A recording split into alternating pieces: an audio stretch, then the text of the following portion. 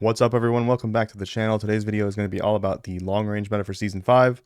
I know I'm like a week and a half late on this, but I was streaming the other day on Twitch and probably half a dozen people asked me if I was going to make these videos still. So even though I'm a little late, I decided to still make the long range, close range video.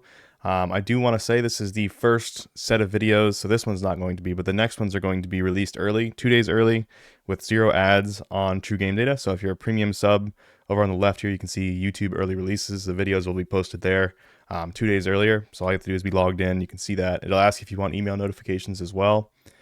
So yeah, the next video, the close range meta after this one, will be released 2 days early. So something else I want to mention, we have the data version down here in the bottom left now. This is something we should have had forever, but finally got it up. So you should see when I update to the newest patches down in the bottom left corner of the website. We're going to be using MetaGen today for the long range meta. We're going to follow what it said and go through why the different things came out on top, but let's not waste any more time. Let's jump into it and talk about the long range meta.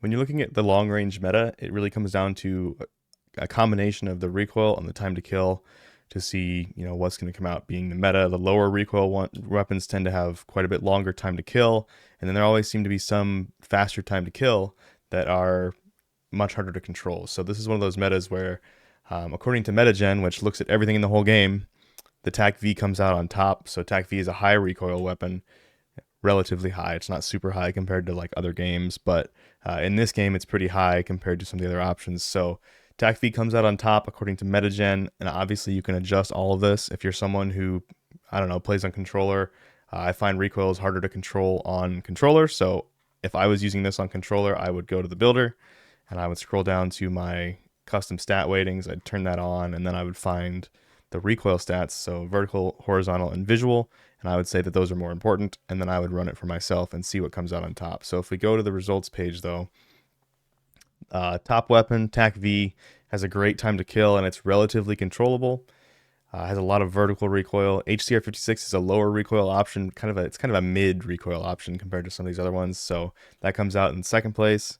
And then Kastov 545, which is kind of an unexpected one, comes out in third place. This is a really easy to control gun. Kastov 545 is one of those low recoil options. TAQ-56, also a really low recoil weapon. So we got a big mix of weapons that are in the meta according to MetaGen. So TAQ-V's high recoil, HCR's mid recoil, Kastov 545, TAQ-56, these are both low recoil. RAPP H is a mid to high recoil but very fast fire rate weapon compared to the TAQ-V.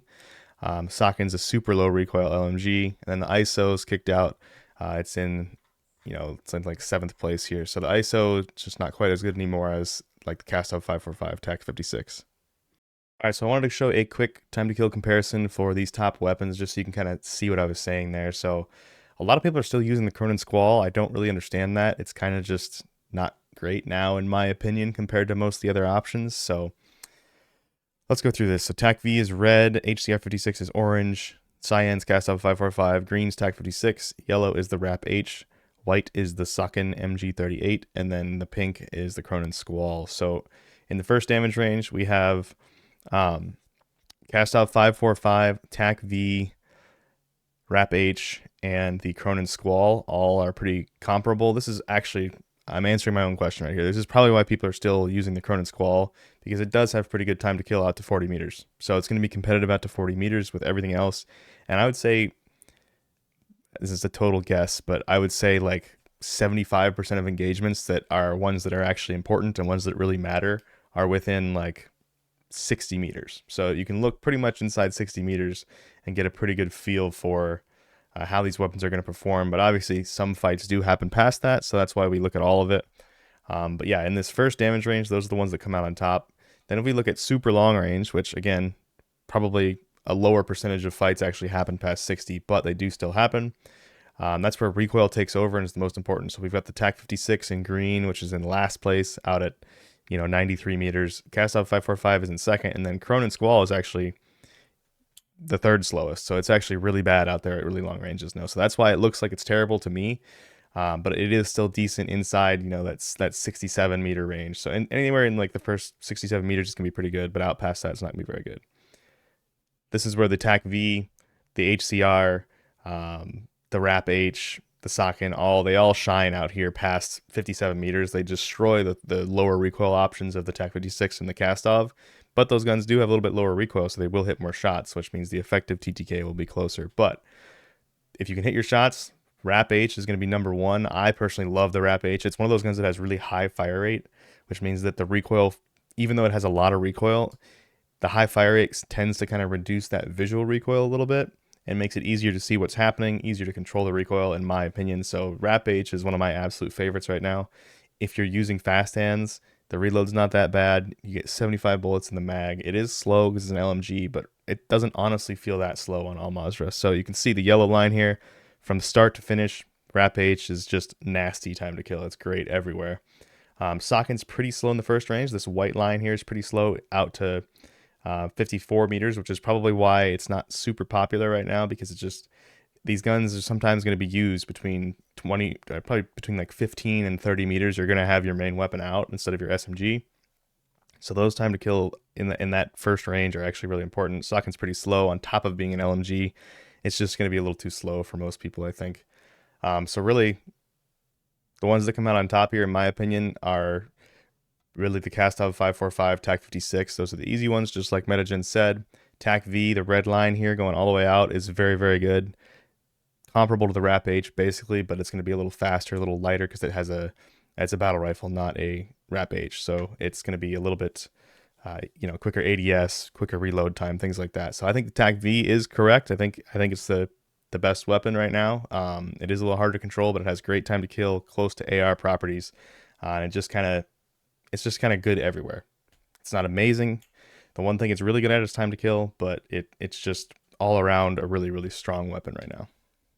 All right, jumping over the game here, we're going to build out these loadouts with the tunings. So TAQ-V, number one, we're going to start with that. We start with the Tempest GH50. This is the 27% vertical recoil. It's like 6 or 7% horizontal recoil. TAQ-V just has a lot of straight up recoil, so that's why we go with that. Pretty standard here. We're going to go to the FPSKrieger. High velocity, 45% bullet velocity. It's just a crazy positive with very little negative. 50 round drum, and then this actually does have pretty good iron sights. So if you wanted to rock iron sights, you could either put on a barrel to increase that damage range. They don't help with recoil, which is annoying. Otherwise, that'd be a really good option. But they do help with damage range, which is still pretty important. You could do the laser to get better ADS time, better aim sway. Or if the recoil is still too much for you, then you could use this FSS combat grip. This is probably the most used for that 5th slot, but I personally prefer an optic. So the reason that Metagen doesn't support doing iron sights right now is just because the calculation time. And if you guys have run this, you've seen that long range already takes a long time to calculate. And if you know anything about math, you know that if I add one more level of combination or permutation, I don't remember what's the right word, but if I add one more level to it and do 5 attachment builds, it's going to multiply the amount of time it takes to run by a significant amount. So it's just not viable right now. I did think of a way to speed it up the other day, so I might be trying that soon, but I just wanted to explain why it doesn't do that right now. Plus, long-range weapons, almost everyone uses an optic still. So going through the tunings here, Tempest GH50, we've got plus 0.41 vertical, plus 0.16 horizontal. FPSKrieger all the way to recoil stabilization, and then minus 0.14 towards aim walking speed. High velocity, plus 3.48 grain towards bullet velocity, and then minus 0.47 towards recoil smoothness. Optic, close versus far is personal preference. Close tends to have a better sight picture. Far tends to have a little bit less visual recoil just because the weapon's a little bit further away from your face. And then flinch resistance is super important. You just don't ever want to be flinched at long range pretty much, so plus 2.61 towards flinch resistance. Alright, taking this into the firing range, it does have a pretty good amount of visual recoil, but it's not much to actually control. It just kind of bounces around visually. But yeah, no problem just beaming these targets. Let's set it up to 3 plates just so it's a little more like Warzone. And I have no problem just absolutely frying these guys. For the HCR56, Metagen says to use all of these attachments except the VLK laser 7mW. It says to use the 100 round mag. This is running for quads, and now with 300 health, having a 100 round mag is actually very nice. It's really good for quads, but I know most people probably don't want to use that. So we're going to swap that, and I think the VLK 7 milliwatts, probably the best option. It's going to help you be more accurate because it has aiming stability, and it's going to give you better ADS times for situations where two people, you and the target see each other at the same time. Having better ADS time is very important. So we get the X10 ported 290 for vertical, FTAQ-Ripper for visual and horizontal and vertical recoil, as well as aiming stability, high velocity, 7 milliwatt VLK, and then the AIM-OP V4. So going through these tunings, X10 ported, plus 0.44 vertical, plus 0.19 horizontal, plus 0.57 vertical for the FTAQ-Ripper, plus 0.28 for horizontal, plus 0.36 for damage range on the vertical on high velocity, plus 5.81 grain on bullet velocity for the horizontal. VLK 7 milliwatt. Aim locking steadiness is much more important, so we're going to tune for that. But it just kind of seems like it doesn't do anything, which is why this was set in the middle. So we do have confirmed that this radar plot in the center actually does represent real stats. So that's why we know we can tune for how it looks actually for the first time. But when you tune this for aim locking steadiness, like your accuracy doesn't really ever go up. It just kind of goes down. So we're just going to leave it in the center. We don't want to tune away from it because we don't want to make it worse, but it doesn't get any better. So we're just going to leave it in the center. Then all the way towards aiming idle stability on the horizontal. For the AIM-OP V4, again, close versus far is personal preference. And then plus 1.74 towards flinch resistance. So if we take this into the firing range, this is going to feel really, really accurate, especially compared to that TAQ-V. Just basically feels like it has no recoil. So this is a pretty good low recoil option for anyone maybe on controller who just doesn't want to have to control recoil. This just feels like a comically low amount of recoil and visual recoil. It's just super easy to see your target as well. All right, on to the Kastov 545. This is another very low recoil option, just like the HCR. We get the Komodo Heavy, FTAQ-Ripper, high velocity, 60 round mag, and then AIM-OP V4. For Komodo Heavy tunings, we get plus 0.31 towards recoil stabilization, plus 0.14 towards recoil control, plus 0.32 on the vertical, minus 0.1 on the horizontal for the FTAQ-Ripper. For high velocity, all the way towards bullet velocity on the horizontal, minus 0.34 towards recoil smoothness on the vertical. For the optic, close versus far, personal preference, flinch resistance on the vertical, plus 0.97. So this thing is very much like the HCR. I'd say it has a little more visual shake than the HCR, but like literally, I don't even have to control the recoil at those ranges. There is no recoil essentially at those ranges. It has a tiny little bit of a zigzag at the start of the recoil, which I think is what turns some people off of it, but if you can get used to that, it just virtually has no recoil. So this is an excellent low recoil option. We'll compare it to the TAQ-56 here next. All right, so on to the TAQ-56. I find it really interesting when Metagen does this. So if you notice, most of the builds Metagen spits out are pretty standard. They're basically the FTAQ-Ripper, some muzzle that helps with recoil dramatically, high velocity, and then the mag. But sometimes it looks at every stat. It's looking at everything. It's looking at the whole range of TTK from 0 meters out to, X meters. It's different based on which type of thing you're running. For long range, it weights more importantly the areas that I think more engagements happen. So basically, for this build, it doesn't use the recoil reduction muzzle, and it doesn't use high velocity because the combination of the Tundra Pro barrel and the Echoless 80 gets the bullet velocity to a point where Metagen thinks it's good enough. It might not be quite as high as high velocity, but it's good enough. And the combination of Echoless 80 and the Tundra Pro barrel extend the damage ranges out so much, and this gun has pretty good time to kill in those first damage ranges that you can get, a pretty fast time to kill with a really low recoil gun out to like 50 meters with the TAQ-56 with this build. So Metagen looked at that and it said, okay, in this case, this thing already has such low recoil that we just want that damage range to be extended so we can get better time to kill, because you're still going to hit your shots with this build because it already has such low recoil. So we've got the Echoless 80. This does bullet velocity damage range. Tundra Pro barrel. This does bullet velocity damage range. FTAQ-Ripper 56, 60 round mag, and then the AIM-OP V4 tunings for the Echoless. So all the way towards recoil smoothness on the vertical. Because we don't have high velocity, we're going to tune for bullet velocity. So plus 0.58 towards bullet velocity. Tundra Pro barrel, plus 0.16 recoil steadiness, plus 0.09 damage range. Again, we're trying to extend that damage range out as far as possible. That's kind of what makes this build the best build for the gun. FPSKrieger, we got plus 0.57 towards recoil stabilization, and then minus 0.19 towards aimed walking speed.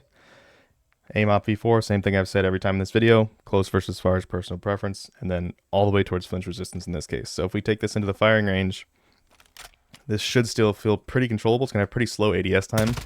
That's another downside of building the weapons this way. But yeah, absolutely feels pretty much just as accurate as the Kastov 545 did. I would say a little bit more of like the reticle kicking away from the center of the screen than the Kastov 545, and I think that's because it doesn't have that recoil muzzle. But very controllable. It's going to have really, really long damage range, so you can still have a good time to kill out there, like 50 meters. So in that mid-range, this is going to be quite a bit better than the Kastov 545, but out past, 60 meters, wherever that last drop-off is that I showed in the TTK charts, the Kastov 545 is going to be better after that.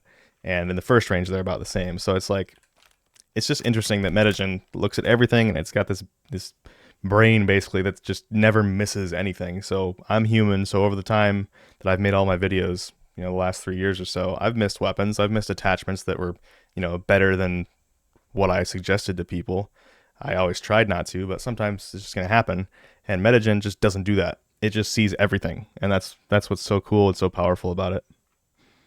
Like I said as I was going through MWII's output, the RAPP H is in the gold position, which is 5th place.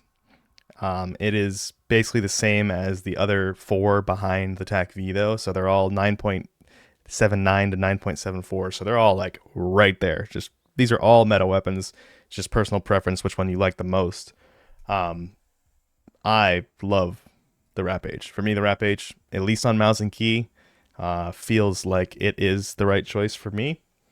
So this is the build that I use. I actually use the exact same build as MWII. So Tempest GH50 has a lot of vertical recoil, FPSKrieger, high velocity, Lockman TCG10, because you don't need the magazine for this weapon. You can actually use another recoil attachment. So we got the Lockman TCG10 and then also the AIM-OP. So Tempest GH50 tunings all the way towards recoil stabilization, all the way towards recoil control. FPSKrieger plus 0.41 towards recoil stabilization, minus 0.22 towards aimed walking speed.